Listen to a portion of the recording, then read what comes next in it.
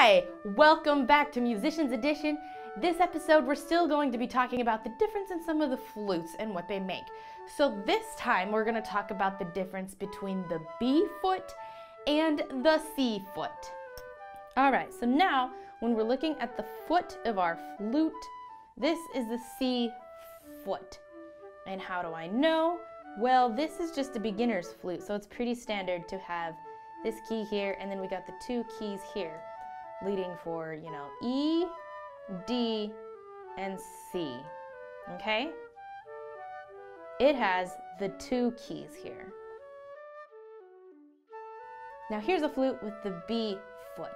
And how do you know? Well, it's got extra keys here, so you still have the E key, D, and then you got two rollers, and then mine has this little extra guy here as well, and there are three keys here, allowing to do a little bit more with this flute.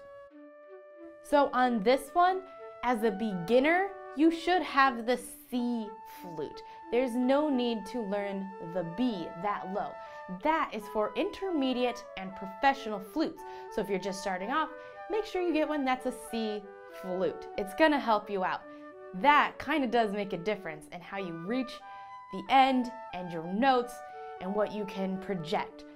So get the C foot if you're a beginner. If you're an intermediate flautist, then you can either go with the C foot or the B foot. Most go with the B foot. My intermediate and professional flute has the B flute.